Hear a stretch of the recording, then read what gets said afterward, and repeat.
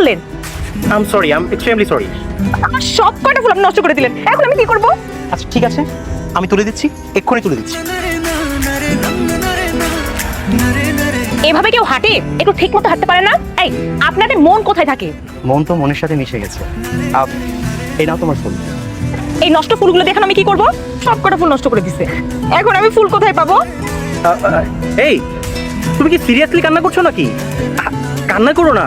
আরে বাবা, দোকানে গিয়ে টাকা দিলেই তো ফুল পাওয়া যাবে, এত কান্না করার কি আছে? মন খারাপ করো না তো। পাবো, কিন্তু টাকা কোথায় পাবো? আমার কাছে তো কোনো টাকা নেই। দোকানদার কি মাগনা আমাকে ফুল দিবে?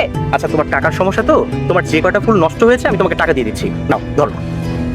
ফুলের কোনো মূল্য হয় না, ফুল একটা পবিত্র জিনিস। দিন, আমার ফুল আমাকে দিয়ে দিন। লাগবে না আপনার টাকা, আপনি যান এখান থেকে।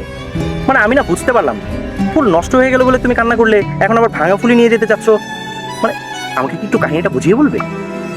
তো কিছু জেনে আপনি কি করবেন? তাছাড়া আপনি একটু অপরিচিত মানুষ, আপনি আমাকে তুমি করে বলছেন কেন?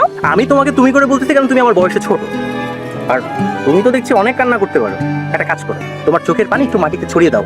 আজকে যে পরিমাণ রোদ উঠেছে, মাটি একটু তোমার চোখের পানি পান করে তার তৃষ্ণাটা মেটায়। মানে সামান্য ফুলের জন্য তুমি যেভাবে কান্না করতেছো, মানুষের কোটি টাকার জিনিস নষ্ট হয়ে গেলেও না মানুষ এত কান্না করতে পারে। গরিবের দুঃখ আপনি কি বুঝবেন? এই ফুল আপনার কাছে সামান্য হতে পারে, কিন্তু আমার কাছে এর মূল্য অনেক। মানে আজকে আমার বাবা মায়ের মৃত্যুবার্ষিকী, এই ফুলগুলো আমি কিনছিলাম তাদের কবরে দেওয়ার জন্য, কিন্তু আপনি তো এই সব ফুলগুলো নষ্ট করে দিলেন। আমার কাছে তো এখন কোনো টাকা নেই। মামা আমাকে যে 50 টাকা দিছিল, সেগুলো দিয়ে তো আমি ফুল কিনে ফেলছিলাম। এখন তো আমার কাছে কোনো টাকা নেই, আমি যে নতুন করে ফুল কিনবো সেই টাকা তো আমার কাছে নেই।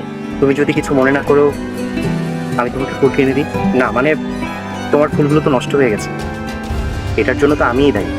তুমি প্লিজ না করো না, অ্যাটলিস্ট তোমার বাবা মায়ের জন্য হলেও এইটুকু আমাকে করতে দাও প্লিজ। চল